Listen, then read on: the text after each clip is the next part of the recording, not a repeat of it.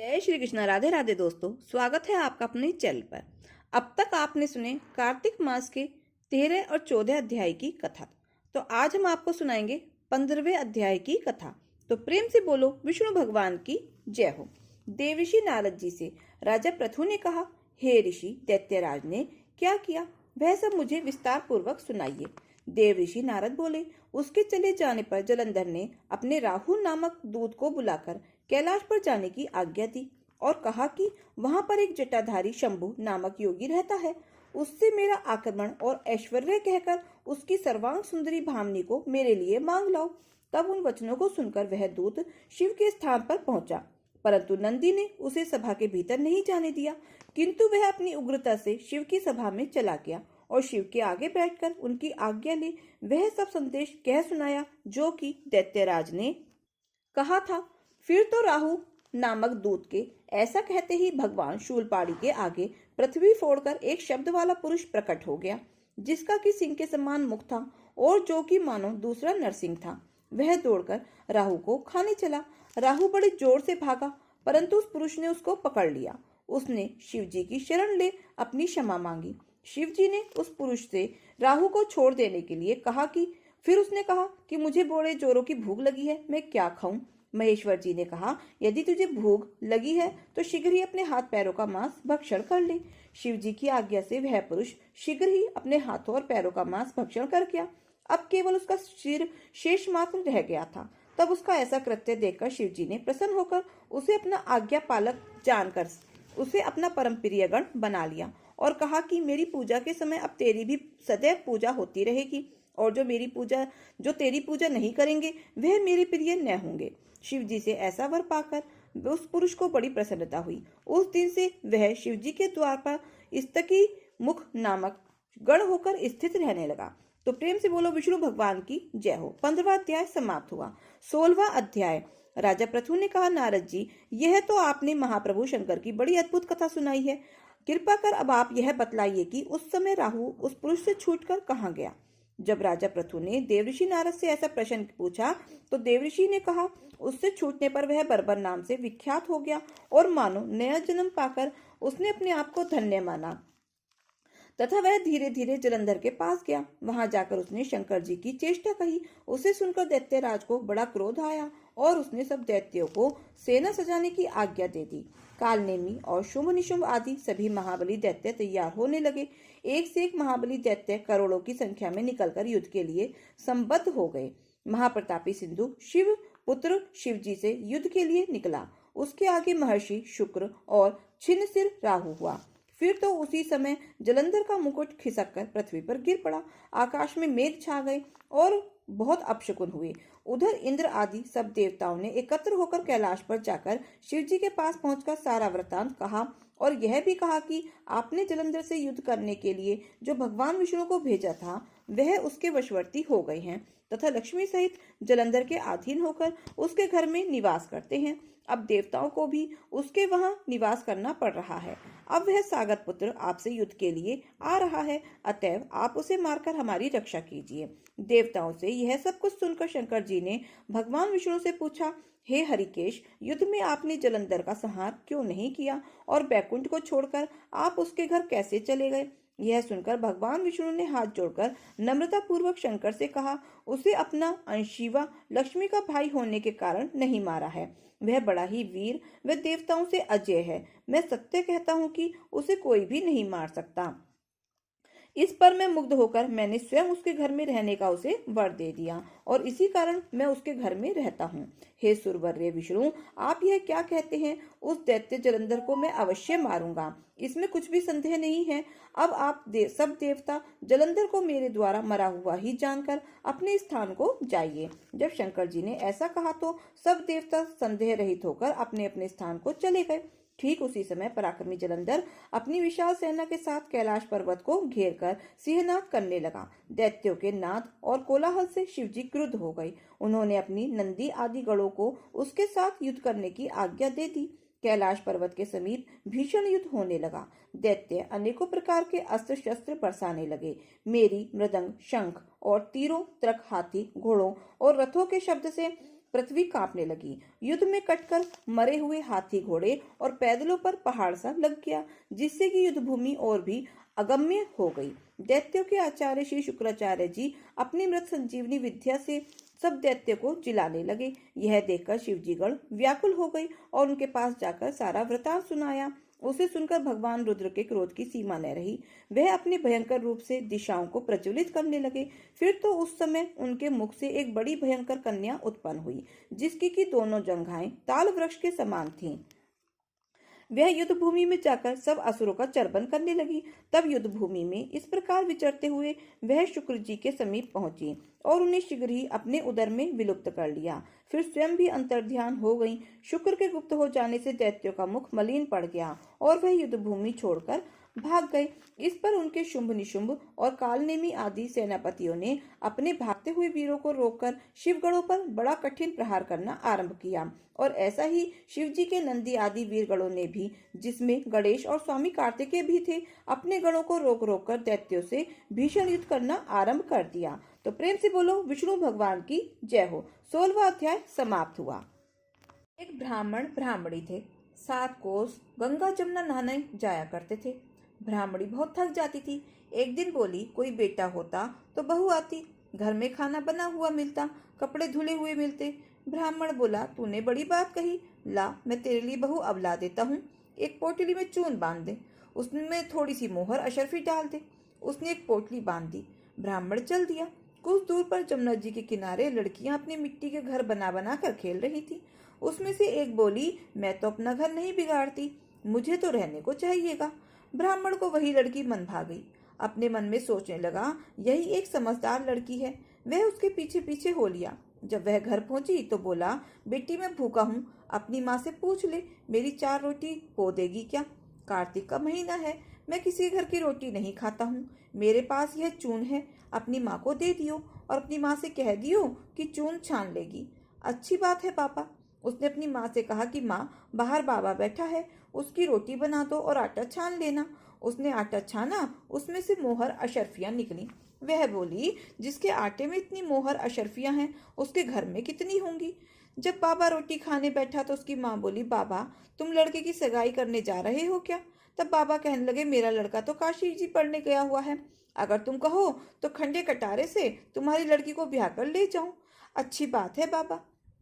वो ब्याह कर ले आया। आकर बोला, रामू की माँ किवाड़ खोल, देख मैं तेरे लिए बहू लाया हूँ। बुढ़िया बोली, वो ब्राह्मणी बोली, दुनिया तो बोली मारे है, तुम भी मार लो। हमारे तो 7 जन्म में बेटा भी नहीं है तो बहू कहाँ से आएगी? तो ब्राह्मण बोला, ना तू किवाड़ खोल। उसने किवाड़ खोले तो सामने बहू खड़ी थी। सास आदर सत्कार के साथ बहू को घर के अंदर ले आई। बूढ़े बुढ़िया अपना ब्राह्मण ब्राह्मणी नहाने जाते। बहू घर का सारा काम करती, खाना बनाती, कपड़े धोती, रात को उनके पांव धोती। इसी तरह से बहुत समय निकल गया। सास ने समझाया, बहू चूल्हे की आंच मत बुझने देना, तो और घड़े का पानी मत खत्म होने देना। एक दिन चूल्हे की आंच बुझ गई। भागी भागी बहू पड़ोस में गई। बोली, पड़ोसन जी मुझे थोड़ी सी आंच दे दो, मेरे चूल्हे की आंच बुझ गई है। मेरे सास ससुर आते ही होंगे, सुबह 4 बजे की गंगा जमुना नहाने गए हुए हैं।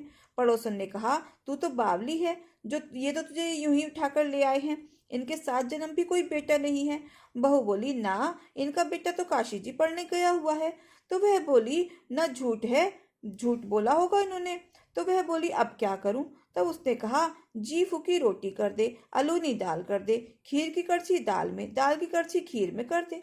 उसको तो पड़ोसन की अब सीख लग गई। तो सासू आई तो उसने अपने जैसे बहू ने खाना लगाया तो खाना खाने बैठी तो वो दाल तो अलूनी थी, बिना नमक की थी। तो सास ने कहा कि बेटे आज तो दाल अलूनी है। तो बहू कहने लगी, खा लो सासू जी, तुम तो एक दिन खा लोगी, कुछ ना होगा, मुझे तो जीवन भर अलूनी ही रहना है।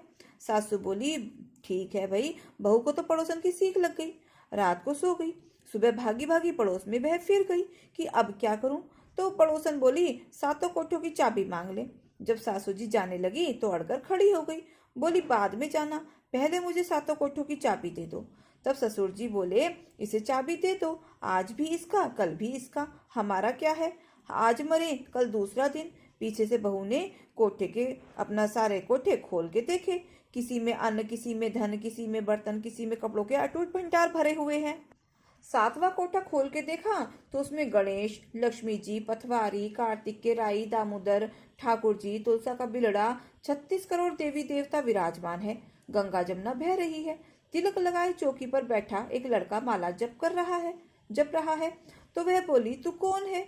तो वह बोला, मैं तेरा पति हूँ, किवाड़ बंद कर दे, मेरे माँ बाप आएंगे तब खोलियो। अब तो बहू बहुत खुश हुई।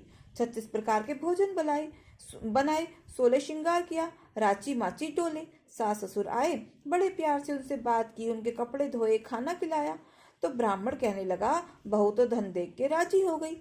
बहू सास के पैर दबाती जाए और कहती जाए, माँ जी, तुम इतनी दूर 12 कोस गंगा जमुना नहाने जाती हो, थक जाती होंगी, तुम घर में नहा लिया करो। सास बोली, बावली, कहीं घर में भी गंगा जमुना बहती है? बहू बोली, हाँ माँ जी, चलो मैं दिखाती हूँ। उसने फिर इसी तरह अपना सारे कोठे खोले। जब सातवां कोठा खोलकर दिखाया तो उसमें गणेश, लक्ष्मी, पीपल, पथवारी, तुलसा, कार्तिक के ठाकुर, राई, दामोदर, शिव पार्वती, 36 करोड़ देवी देवता विराजमान है। गंगा जमुना बह रही है। तिलक लगाए चौकी पर एक लड़का बैठा माला जप रहा है। माँ बोली, तू कौन है? वह बोला, माँ, मैं तो तेरा बेटा हूँ। कि तू कहाँ से आया? मुझे कार्तिक देवता ने भेजा है। माँ बोली, बेटा, ये दुनिया क्या जानेगी, क्या मानेगा? मेरा घर का पति क्या जानेगी, दुरानी जुठानी क्या जाने अगड़ पड़ोस कि तू मेरा ही बेटा है। उसने पंडित से पूछा तो वह बोला, परली पार बहू बेटा खड़े हों, इस पार बुढ़िया खड़ी हो जाए। चाम की अंगिया पहने हो, छाती में से दूध की धार निकले, बेटे की दाढ़ी मूछ भीगे, पवन पानी से गठजोड़ा बंधे, तो सब जाने ये बुढ़िया का बेटा है। उसने ऐसा ही किया। चाम की अंगिया फट गई तो छाती में से दूध की धार निकली, बेटे की दाढ़ी मूछ भीग गई, पवन पानी से बहू बेटे का गठजोड़ा बंध गया। ब्राह्मणी बहुत खुश हुए।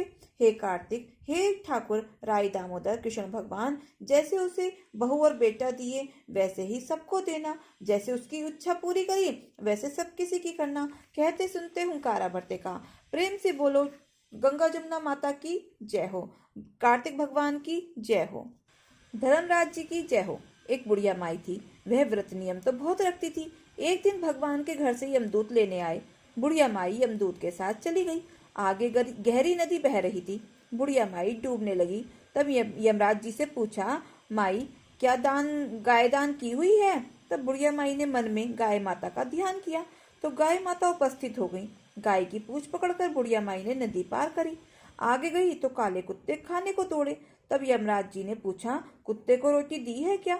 बुढ़िया माई ने मन में कुत्ते का ध्यान किया तो कुत्ते चले गए। आगे चली तो काले कोए बुढ़िया माई को चोंच मारने लगे। तब यमराज जी ने कहा कि ब्राह्मण की बेटी को सिर में तेल लगाने को दिया है कि नहीं? बुढ़िया माई ने ब्राह्मण की बेटी को याद किया तो कोए ने चोंच मारना छोड़ दिया। आगे गई तो पैरों में कांटे चुभने लगे। तब यमराज जी ने कहा कि चप्पल दान में दी है या नहीं? बुढ़िया माई ने याद किया तो चप्पल पैरों में आ गई। आगे चली तो चित्रगुप्त जी ने यमराज जी से कहा, आप किसको ले आए हो? तब यमराज जी ने कहा कि बुढ़िया माई ने दान पुण्य तो बहुत किया है पर धर्मराज जी का कुछ नहीं किया, इसलिए आगे के द्वार बंद हैं। तब बुढ़िया माई बोली, मुझे 7 दिनों के लिए धरती पर जाने की आज्ञा दो। 7 दिनों तक कहानी सुनकर उद्यापन करने के बाद वापस आ जाऊंगी। बुढ़िया माई वापस धरती पर आ गई। जब वह अपने घर को गई तो बेटे बहू ने भूतनी का रूप धारण करके आ गई। जब वह घर को गई तो बेटे और बहू ने भूतनी समझकर घर के द्वार बंद कर दिए। तब उसने अपने बेटे और बहू को कहा कि मैं भूतनी नहीं हूँ, मैं नियमानुसार प्रत्येक दिन धर्मराज जी की कहानी सुनकर उद्यापन करके वापस परलोक चली जाऊंगी। यह सुनकर बेटे ने उद्यापन की पूजा की सभी सामग्री एकत्रित कर दी, लेकिन कहानी का हुंकारा नहीं भरा। तभी बुढ़िया माई पड़ोसन के पास गई और कहानी सुनने को कहा। पड़ोसन ने भी कहानी सुनी और हुंकारा भर दिया। बुढ़िया माई ने 7 दिनों के पश्चात कहानी सुनकर उद्यापन कर दिया और उसी समय सारा सामान दान कर दिया। तभी धर्मराज जी ने बुढ़िया माई के लिए धरती पर विमान भेजा। विमान देख सभी गांववासी स्वर्ग जाने के लिए तैयार हो उठे। बुढ़िया माई बोली कि मेरी कहानी तो सिर्फ पड़ोसन ने ही सुनी है। तो सभी गांव वालों ने बुढ़िया माई के पांव पकड़ लिए और धर्मराज जी की कहानी सुनने का आग्रह किया। कहानी सुनने के पश्चात सभी विमान में बैठकर स्वर्ग पहुंचे तो धर्मराज जी ने कहा कि मैंने तो सिर्फ बुढ़िया माई के लिए विमान भेजा था, पर यहाँ तो सभी गांववासी एकत्रित हो गए हैं। तब बुढ़िया माई ने कहा कि मेरी कहानी इन सभी ने सुनी है, इसीलिए आधा पुण्य इनको भी दो। तब धर्मराज जी ने सभी गांववासियों को स्वर्ग में वास दिया। तो हे धर्मराज जी महाराज, जैसे बुढ़िया माई को स्वर्ग में वास दिया वैसे सभी को देना। कहते सुनते हुंकारा भरते का। प्रेम से बोलो धर्मराज जी की जय हो, यमराज जी की, हनुमान जी महाराज की जय हो। हनुमान जी के मंदिर में एक साहूकारनी रोज जाया करती थी। चूरमा का पिंडी और एक रोटी ले जाती। कहती, कांधे सोटो लाल लंगोटो, हनुमान जी खायो चूरमा और रोटी। मैंने तुम्हें दिया जवानी में, तुम मुझे देना बुढ़ापे में। पूजा करने के बाद घर आई तो बहू बोली, सासू जी तुम चूरमा रोटी लेके कहाँ जाया करो हो? तो सासू जी बोली, बालाजी के मंदिर में जाया करूं। तब वह बोली, बालाजी के मंदिर में तो नहीं जाओ हो। सास कुछ भी नहीं बोली, ना खाया, जाकर अपना सो गई। सोते सोते 5 दिन हो गए। हनुमान जी सपने में आए, बोले, तूने दिया जवानी में, मैं तुझे देऊं बुढ़ापे में। बुढ़िया बोली, आज तो तुम दे रहे हो, रोज कौन देगा? हनुमान जी बोले, मैं रोज दे दूंगा। बुढ़िया ने चूरमा खा लिया। बहू के घर कुछ भी ना रहा, सब चीजों में घाटा हो गया। बहू बोली, सास को देखूं 7 दिन हो गए, मैंने तो खाने को भी नहीं दिया। जाके देखा तो खूब मोटी ताजी हो रही है। बहू बोली, सासू जी तुम्हें खाने को भी ना दिया, तुम क्या खाती हो? सासू बोली, मुझे तो हनुमान जी मीठी मीठी चूरमा रोटी देके जावे हैं, मैं तो वही खाती हूँ। बहू सास के पैरों में पड़ गई और बोली, हम तो तुम्हारे भाग का खाते हैं, हमारे घर में तो अब कुछ भी ना रहा, अब आप संभालो। सास रोज फिर पहले की तरह चूरमा रोटी चढ़ाने लग गई। फिर खूब धन धान्य हो गया। जैसे सास को हनुमान जी ने दिया वैसे सब किसी को देना। कहते सुनते हुंकारा भरते का। जय हो हनुमान जी महाराज की जय हो। एक बुढ़िया थी, कार्तिक नहाती। एक बार अपने बेटे से बोली कि बेटा मैं गंगा जी नहाने जाऊंगी। बेटा बोला, माँ क्या क्या सामान चाहिए? माँ ने उसे लड्डू का सामान बता दिया। उसने लाकर अपनी बहू को दे दिया और बोला कि मेरी माँ गंगा जी जाएगी, लड्डू बना दियो। बहू बहुत ही चालाक थी, उसने सारा सामान तो घर में बचा लिया और बोर के लड्डू बनाकर सास को दे दिए। बेटा माँ को गंगा जी छोड़ आया। उसकी माँ सुबह 4 बजे उठती, नहाती धोती, पूजा पाठ करती और एक पैसा एक लड्डू लेकर आसन जमा कर बैठ जाती। भगवान जी महाराज आते और कहते, काकड़िया कुट काऊंगा, माई मोहन लड्डू पाऊंगा। बुढ़िया माई रोजाना एक लड्डू एक पैसा भगवान जी को दे देती। ऐसा करते करते पूरा कार्तिक का महीना बीत गया। पूनों के दिन भगवान जी महाराज आए और बुढ़िया माई से बोले, बुढ़िया माई मांग ले, क्या मांगे है? बुढ़िया माई बोली, भगवान जी मेरे पास तो आपका दिया सब कुछ है। भगवान जी फिर भी बोले, बुढ़िया माई कुछ तो मांग ले। तो बुढ़िया माई कहने लगी कि अच्छा प्रभु, कि जरा यहाँ की जमीन थोड़ी सी खुरदरी सी है, बस आप इसे एक सार से कर दो। तो भगवान ने कहा, ठीक है, आग मीच ले। बुढ़िया माई ने आग मीच ली। अब बुढ़िया तो सोने की हो गई। झोपड़ी में लात मारी, सोने का महल बन गया। उधर पूनो हो गई, पड़वा हो गई। बेटा बोला, मैं तो अपनी माँ को लेकर आऊ हूँ। इतना सुनकर बहू को तो गुस्सा आ गया। बोली, माँ ही माँ टकराते रहते हो, आ जाएगी जब आएगी। बेटा नहीं माना, अपनी माँ को लेने चला गया। गंगा जी पहुंचकर सबसे पूछता फिरे कि एक बुढ़िया माई को छोड़कर गया था, बुढ़िया माई को छोड़ गया था। फिर किसी ने बताया कि बुढ़िया माई तो वहां सोने की हुई बैठी है। उसने जाकर देखा तो क्या माँ है और कहने लगा, माँ ये सब कैसे हो गया? माँ बोली, बेटा मुझे तो भगवान जी ने दिया है। बेटा बोला, माँ चलो घर चलो। तो माँ मना करने लगी कि मैं तो यही रहूंगी, मुझे तो भगवान ने बहुत कुछ दिया है। तब बेटा बोला, माँ ना घर चल। उसने मना किया कि मैं तो यही रहूंगी, भगवान जी ने दिया है। बेटा फिर बोला कि माँ तुझे चलना तो पड़ेगा। बेटा अपनी माँ को लेकर घर आ गया। बहू अपने पति से लड़ने लगी कि अपनी माँ को तो सोने की कर लाए, मेरी माँ को ना करके लाए। पति बोला, ठीक है, अगले साल कार्तिक में मैं तेरी माँ को भी सोने की कर लाऊंगा। अगले साल फिर कार्तिक आया। उसने वैसे ही लड्डू का सामान लाकर बहू को दिया, लेकिन बहू ने अपनी माँ के लिए खूब बढ़िया मेवा के निचड़वा लड्डू बनाकर अपनी माँ को दिए। जवाई उसे गंगा जी पर छोड़ आया। अब उसकी सास सुबह ना तो उठती, ना नहाती, ना धोती, ना पूजा, ना पाठ। सुबह सुबह अपना उठकर खाने पीने बैठ जाती। भगवान जी महाराज आते, काकड़िया कड़काऊंगा, माई मोहन लड्डू पाऊंगा। वो कहती, जमाई के लाए घी के बनाए, काहे कुना दिखाऊंगी, चुप चुप खाऊंगी। ऐसा कहकर रोजाना एक लड्डू गप से खा जाती। ऐसा करते करते पूरा कार्तिक का महीना बीत गया। पूनों के दिन भगवान जी महाराज फिर आए। बोले, बुढ़िया बोली, महाराज जी महाराज मुझे भी ऐसा दो जैसी मेरी समधन को दिया। भगवान जी बोले, तूने भी ऐसे ही किया जैसे तेरी समधन ने किया था, कुछ तो किया ही नहीं था। अच्छा चल आंख मीच ले। आंख मीचते ही बुढ़िया जैसे कूड़ी पर खड़ी रहती है वो सूरी बन गई। घाट घाट घुराती फिर। बड़े परेशान हो गए न अपना। आए जब वो पूनों के दिन कि पूछते फिरे सबसे कि बुढ़िया माई कहाँ गई। सबने कहा यहाँ पर तो ये सूरी मंडराती फिर रही है, घाट घाट घुराती है। बड़े परेशान हो गए, चलो नाव से बांध दिया। उधर पूनो हो गई, पड़वा हो गई, बेटा अपने पति से लड़ने लगी। अपनी माँ को तो बड़ी जल्दी लाया, मेरी माँ को नहीं ला रहा। वो बोला मैं तेरी माँ को भी ले आऊंगा। गंगा जी पहुंचकर फिर सबसे पूछने लगा, मैं एक बुढ़िया माई को छोड़ गया था, मैं एक बुढ़िया माई को छोड़ गया। फिर किसी ने बताया कि एक बुढ़िया तो वहां पर सूरी हुई पड़ी है। जाकर देखा तो क्या सास है। सास जमाई को देखकर उसके पैरों में चिपट गई और बोली, तुम्हारे भगवान जी तो बड़े दोगले पटपीटन है, जो तुम्हारी माँ को कैसा दिया और मुझे कैसा दिया। वो बोला, भगवान जी दोगले ना है, तुम्हारे कर्म दोगले हैं। जैसे मेरी माँ ने किया मेरी माँ को मिला, जैसे तुमने किया वैसे तुमको मिला। गाड़ी से बांध कर घर ले आया। उधर बेटी और देवती बड़े खुश होते डोल फिर रहे थे कि मेरी माँ सोने की होके आएगी। अब नानी तो सूरी हो गई और वो आके आशन पार्टी लेकर अपना पड़ गए। बेटी दौड़ी दौड़ी अपने माँ को लेने गई। जाकर क्या देखे, वहां तो सूरी बंधी खड़ी है। सबसे पूछती फिरे कि मेरी माँ का दोष कैसे उतरे। फिर किसी ने बताया कि कोई कार्तिक नहाने वाली हो और उसके नहाए हुए जल से नहाने से उसका दोष उतरेगा। अगले साल उसने अपनी सास को बड़े प्यार से कार्तिक नहलाया और अपनी माँ को उसके नहलाए हुए जल से नहलाया, तो उसकी काया कंचन सी हो गई। पूंछ पटरे के नीचे दबी रह गई थी, तो पूंछ तो सूर्य की ही रह गई, बाकी सारी देह मनुष्य की हो गई। भगवान जी जैसे पहली बुढ़िया को आए वैसे सबको आना, जैसे दूसरी बुढ़िया को आए ऐसे किसी को ना आना। कहते सुनते हुंकारा भरते का। एक लपसी था, एक तपसी था। तपसी तो भगवान की तपस्या करता। लपसी रोजाना 1.25 सेर का हलवा बनाकर भगवान को भोग लगाकर टाली हिलकर झीम लेता। एक दिन दोनों में झगड़ा हो गया। लपसी बोला मैं बड़ा, तपसी बोला मैं बड़ा। मैं बड़ा क्योंकि मैं भगवान की तपस्या करता हूँ। नारद जी बोले कि तुम्हारा फैसला मैं करूंगा।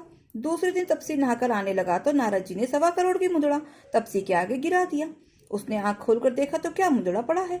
उसने उठाकर पैर के नीचे दबा लिया और तपस्या करने लगा। उधर लपसी ने 1.25 सेर का हलवा बनाकर भगवान को भोग लगाकर टाली हिलकर झीम लिया। इतने में नारद जी आए, दोनों को अपने पास बिठाया। दोनों पूछने लगे कि कौन बड़ा। नारद जी ने तपसी से कहा कि अपना पांव हटा। पांव हटाते ही मुद्रा निकला। तब नारद जी बोले, मुद्रा चुराने से तेरी तपस्या भंग हो गई है, इसलिए लपसी बड़ा है। तपसी कहने लगा कि मुझे मेरी तपस्या का फल कैसे मिलेगा। तब नारद जी बोले, तेरी तपस्या का फल तुझे कार्तिक नहाने वाली देंगी। सब कहानी कहकर तेरी कहानी नहीं कहेंगी तो कार्तिक का फल तुझे हो जाएगा। धोती देकर अंगोछा नहीं देवे, सीधा देकर दक्षिणा नहीं देवे, ब्राह्मण जी माकर दक्षिणा नहीं देवे, दीवा चास के हाथ न जोड़े तो तेरा पुण्य, कपड़ा दे के बटन न लगावे, दाहिने हाथ से नाड़ा बांधे तो सबका फल तुम्हें हो जाएगा। इतना कहकर नारद जी चले गए। जय हो लपसी तपसी की जय। एक मेंढक और मेंढकी थे।